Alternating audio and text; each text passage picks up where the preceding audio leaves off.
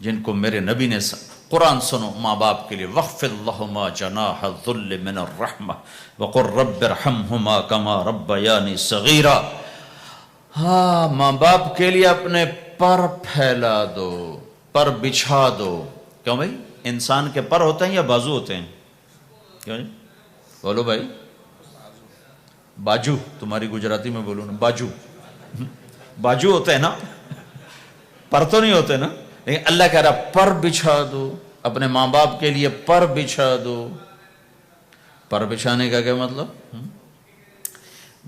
میں بتایا کرتا ہوں کہ اس آیت کو کسی تفسیر سے میں نہیں سمجھا، نہ کوئی تفسیر والا یہ تفسیر کی طرف جائے گا۔ یہ جو میرا کالج کا ایک دور ہے، ایک تبلیغ کا دور ہے۔ کالج دور میں جب ہمارے گاؤں کے قریب دریائے راوی ہے، اس کے کنارے جنگل تھا بہت بڑا، اس میں ہم شکار کھیلنے جاتے تھے، ایک ایک ہفتہ جنگل میں پڑے رہتے تھے۔ تو ساتھ کھانے کا سامان، ساتھ سارے حشم خدم، اور ایک ایک ہفتہ ہم شکار کرتے تھے۔ تو وہ تیتر کو لگتا تھا نا چھرا، وہ چھرے لگتے تھے تو گرتا تھا، تو یوں اس کے پر یوں ہو جاتے تھے، میرے آنکھوں کے سامنے وہ تیتر نظر آ رہے ہیں، وہ یوں ایسے گرتے تھے اور یوں گردن ٹیڑھی ہوتی تھی، اور اس کا مطلب یہ ہوتا تھا کہ اب میں تیرے بس میں ہوں، ذبح کر یا چھوڑ دے، میرا بس ختم ہو چکا۔ تو آئے ہائے ہائے، قربان جاؤں قرآن کی خوبصورتی پر۔ میرا رب کہتا ہے اپنے پروں کو بچھا دے ماں باپ کے آگے، جیسے زخمی پرندہ تیرے آگے بچھ جاتا ہے کہ ذبح کر دو صاحب، بھون کے کھا یا کباب بنا کے کھا، اب تیرے حوالے ہوں، ایسے ہی ماں باپ کے آگے یوں ہو جا۔ کیا خوبصورت تعبیر کی ہے۔ لا تقل لہما اف، اون بھی نہ کر۔ آپ نے فرمایا کاش میرے والدین ہوتے، تمنا کی۔ 2 مہینے کے تھے ماں کے پیٹ میں تو باپ کا انتقال ہو گیا، یا اور نہیں تو میری ماں تو ہوتی، میری ماں تو ہوتی۔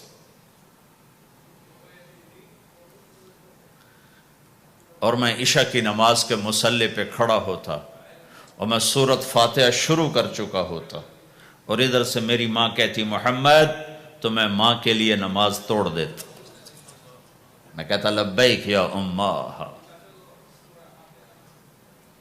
حج کا سفر ہے، 63 سال عمر ہے، ماں کو فوت ہوئے 57 سال گزر چکے ہیں۔ آپ حاجیوں کے ساتھ ابوا سے گزرتے ہیں، 10 میل آگے بستی ہے، پہلے قبر آ جاتی ہے۔ آپ نے احرام باندھا ہوا ہے، سر ننگا ہے، اپریل کا مہینہ ہے، ماں کی قبر سے گزرے 57 سال میں آدمی کیا کچھ نہیں بھول جاتا، لیکن میرے نبی کے دل کا زخم اسی طرح بھرا نہیں ہے، اسی طرح تازہ ہے۔ آپ اونٹنی سے اتر گئے اور ماں کی قبر کے سرانے آ کے یوں بیٹھے، گھٹنے اٹھائے اور ہاتھ یہاں رکھے اور سر دیا گھٹنوں میں ایسے، اور یوں سر نیچے کر کے جو روئے ہیں جیسے چھوٹے بچے روتے ہیں۔ آپ نے دیکھا چھوٹے بچے گھروں میں ایسے روتے ہیں، ایسے ہم بھی بہت روئے اس طرح منہ گھٹنوں میں دے کر، تو میرے نبی گھٹنوں میں منہ دے کر جوں روئے جوں روئے جوں روئے، کئی گھنٹے روتے رہے۔ سن 2000 میں حضرت آمنہ کی قبر کی زیارت کے لیے پہنچا، ڈھونڈتے ڈھونڈتے اللہ نے پہنچایا، ایک رہبر کو ساتھ لیا، وہ پہاڑوں کے اندر وہ قبر ہے، تو وہ اندر ہمیں لے گیا، راستہ کوئی نہیں تھا، جس کو پتہ ہو وہ پہنچا سکتا ہے، ویسے کوئی نہیں جا سکتا۔ کالے پہاڑ، چھوٹے چھوٹے، کانٹے دار جھاڑیاں، ایک پہاڑی ہوگی اتنی اونچی جتنی آپ کی چھت ہے، اس کے اوپر باقی پہاڑ تو ایسے تھے، نوک نکلی ہوئی، وہ اوپر فلیٹ تھا، کوئی 10 بائی 10 تقریباً۔ وہاں میرے نبی کی ماں آرام کر رہی تھی، تو میں نے چاروں طرف دیکھا تو 2000 یعنی صرف 12 سال پہلے جنگل ویرانہ وحشت، 1400 سال پہلے یہاں کیا ہوگا؟ میں اللہ کی بے نیازی سے کانپ رہا تھا کہ میرے رب جس کی خاطر تو نے کائنات بنائی، یہاں اس جنگل میں اس پہ اتنا امتحان ڈالا، وہ بھی 6 سال کی عمر میں۔ باپ دیکھا نہیں، بہن کوئی نہیں، بھائی کوئی نہیں، خالہ کوئی نہیں، کوئی ساتھی کوئی نہیں۔ 3 دن بعد یہ موت آتی تو مکے میں آتی تو کئی سینے سے لگاتے، 3 دن پہلے یہ موت آتی تو مدینے میں آتی، کئی سینے سے لگاتے، مدینے سے بھی نکالا اور مکے سے بھی دور کیا، اور جنگل کے اندر صرف 25 سال کی عمر میں اما آمنہ رضی اللہ تعالیٰ عنہ پہ موت نے وار کیا، اور اللہ کے نبی گھبرا گئے۔ 6 سال کے بچے کو سمجھ میں نہیں آ رہا کہ یہ کیا ہو رہا ہے۔ حضرت آمنہ بول نہیں پا رہے، مجھے لگتا ہے غالباً ہارٹ اٹیک ہوا ہوگا۔ 3 افراد، والدہ، خادمہ ام ایمن اور میرے نبی، اور حضرت آمنہ یوں تڑپ رہی تھی، ایسے پہلو بدل رہی تھی، تڑپ رہی تھی، اور آپ سہمے ہوئے بیٹھے تھے اور سمجھ میں نہیں آ رہا تھا ہوا کیا ہے۔ پھر حضرت آمنہ نے آخر میں اپنے آپ کو، ہارٹ اٹیک میں بولا نہیں جاتا، مجھے ہوا تھا تو مجھے پتا ہے بولا نہیں جاتا، آخر بجھتی شمع بھڑکی کا بیٹا ہر زندہ نے مرنا ہے، ہر جوانی نے ڈھلنا ہے، اور لگتا ہے میرے جانے کا وقت آ چکا ہے۔ ولد تو طہرن، تو ایسا پاک ہے کہ تیرے ذریعے سے سارا عالم پاک ہوگا۔ اور شمع بجھی، اور چھوٹا سا معصوم بچہ ماں کے سینے پر سر رکھ کے جو رویا ہے، کاش تم اس جگہ پہ ہوتے، اس خوبصورت ملک میں، تم ابوا کو کیسے جانو، اور میں تمہیں کیسے بتاؤں۔ میں ہزاروں دفعہ یہ قصہ سنا چکا ہوں، مجھے ہر دفعہ رونا آتا ہے کہ میں وہاں اپنے آپ کو محسوس کرتا ہوں کہ ہائے، یہاں اس جگہ اتنا بڑا امتحان، اور صرف 6 برس کا،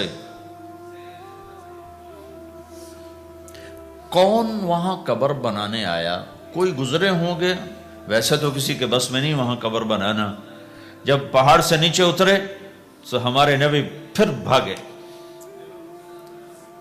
جب ام ایمن اوپر پہنچی ہیں تو کیا منظر تھا کہ ابوا کے پہاڑ بھی روئے اور زمین آسمان بھی روئے، اور ہر پتھر رویا کہ 6 سال کا معصوم بچہ 2 جہان کا سردار ہے، جنت کا چابی بردار ہے، اللہ کا جھنڈا ان کے ہاتھ میں ہوگا، شفاعت ان کی کہ طفیل حساب ہوگا، ان کی شفاعت کے ساتھ پل پار ہوگا، ان کے صدقے جنت کا دروازہ کھلے گا، ان کے صدقے جنت میں داخلہ ہوگا، ان کے صدقے گناہوں کی معافی ہوگی۔ اور اتنی بڑی ہستی والضحیٰ واللیل اذا سجا کا ٹائٹل لینے والا، وما ارسلناک الا کافۃ للناس بشیرا ونذیرا کا ٹائٹل لینے والا 6 سال کا بچہ، مجھے دیکھو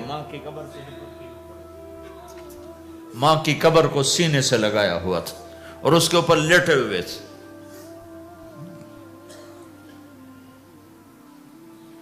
جب حضرت ام ایمن پہنچی ہیں تو اللہ کے نبی کیا کہہ رہے تھے؟ اے میری ماں، تمہیں تو پتا ہے نا تیرے سوا میرا کوئی نہیں تھا، تو مجھے چھوڑ کے کہاں چلی گئی؟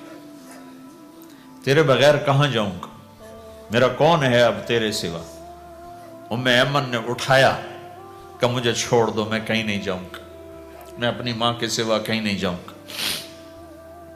کھینچ کے اٹھایا، نیچے لائیں، اونٹنی پہ بٹھایا، 3 راتیں مسلسل روتے روتے یہ سفر ہوا ہے۔ ہائے ہائے، کوئی آنسوں آگے کوئی خالہ نہیں بیٹھی، باپ بھی نہیں بیٹھا ہوا، بھائی بھی کوئی نہیں، بہن بھی کوئی نہیں ہے، کوئی نہیں جس کے گود میں سر رکھ کے اب یہ بچہ سوئے گا۔ تنہائیوں کے ساتھ اب بسیرا ہے۔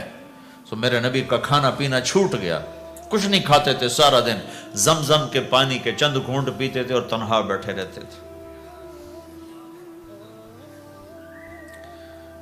تو اس پر آپ نے یہ کہا کاش میری ماں ہوتی تو میں ایسی خدمت کرتا کہ اس کے پیچھے نماز بھی توڑ دیتا۔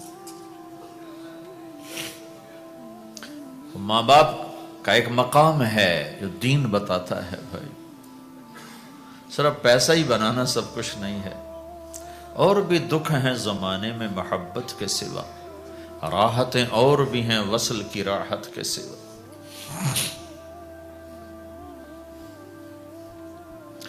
ماں باپ کا ایک مقام ہے، ان کو مقام دو، لیکن ماں کی وجہ سے بیوی پہ ظلم نہ کرو۔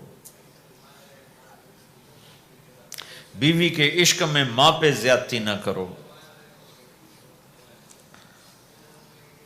یہ گھر کی معاشرت ہے، یہ گھر کی زندگی ہے۔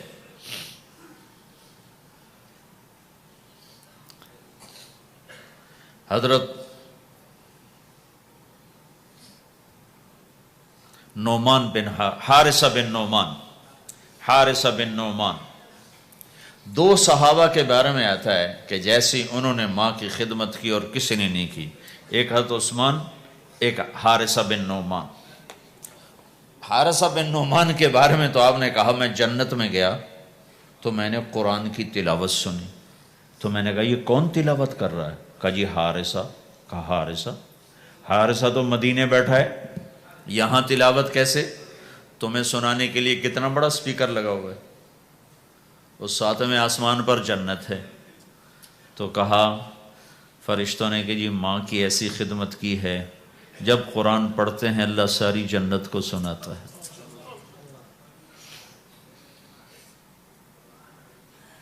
تو جن کے والدین یہاں ساتھ ہیں وہ انہیں غنیمت جانو، ان کی